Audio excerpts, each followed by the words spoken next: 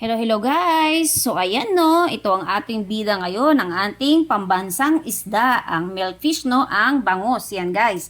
So mag-i-steam tayo guys, kailangan natin ng foil yan.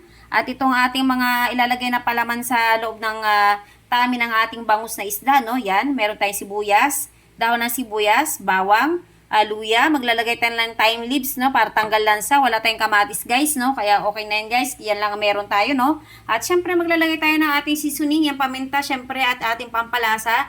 At maglalagay tayo ng asin dyan, guys. So, ayan, guys, magbudbud na tayo ng thyme leaves, no. Yan, para mawala yung lansa ng ating isda. Yan, mabango to, guys. At syempre, healthy rin yung thyme leaves. Maraming benepisyo din sa ating katawan yan, no. Maglagay na tayo ng asin. Yan ang ating pampalasa sa loob. Okay na yan? Yung paminta, syempre, lahat natin yan, guys. Yan. Yan ating pampalasa. So, okay na yan, guys. I-mekos-mekos lang natin lahat yan, guys. Yan, ganyan. Yan. Pagsamasamahin lamang natin yan. At yan ang palaman natin sa loob ng tami ng ating bangus. At syempre, guys, yung ating bangus, ihinugasan na natin ng maayos yan. Yan. At yan ang ating pangbalot yan ay foil. Sakalan lamang natin ito i-steam, guys.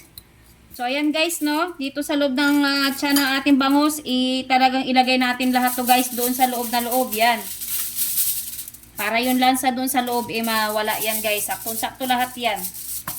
Yan, ganyan. At syempre, dito din sa kanyang pinaglagyan ng kanyang hasang, no? Yan, dyan natin talagay yan. Lahat natin yan guys, kasi nandyan lahat ng aroma ng ating mga seasoning na nilagay, no? Yan, pati ito. Pampalasa niya rin yan para walang lansa. Ang bango ng luya, oh. At syempre guys, bubudbud tayo ng asin dito, magkabilaan, para may lasa naman itong labas ng isda natin, no? Kasi yung halos nilasahan natin, yung loob lang. So, ayan, okay na yan. Maraming paminta. Magkabilaan. Imamassage natin yan guys, ha. Nakaka-atsing talaga yung purong paminta kasi sobrang powder niyan guys. Yan, okay na yan. So, ayan guys, no, i-massage natin ng ganyan. Yan, lagay natin yan dyan. Yan, masarap ang lasa nito guys. Tama-tama na yung ating nilagay na pampalasa rito. Siyempre, gagamit pa tayo ng ating sausawan dyan. Magbudbud tayo ng time guys. Kasi yung kanina, yung loob lang inalagyan natin. Yan, para mabango siya. So, okay na yan. Yan, at ibalot na natin siya guys. Tatlong balot itong gagawin natin. Nasa 1 kilo mahigit to guys itong isda na to na milkfish, no? Na bangus. Yan, kaya malaki siya.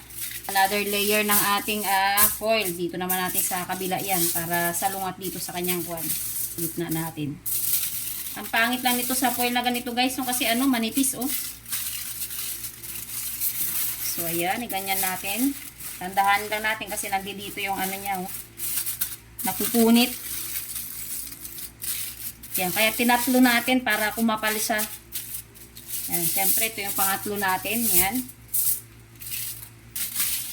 Yan, balutin natin ng maayos.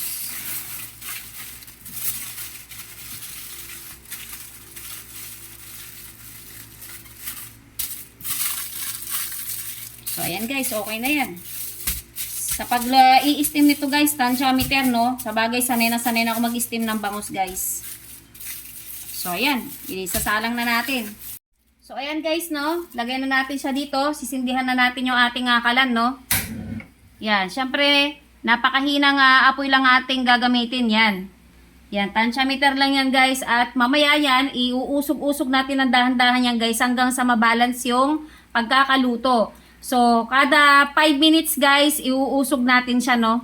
So, balikan natin yan guys, kada 5 minutes.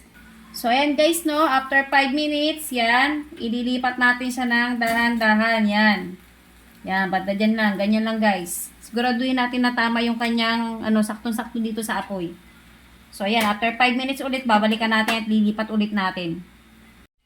So, ayan guys, no?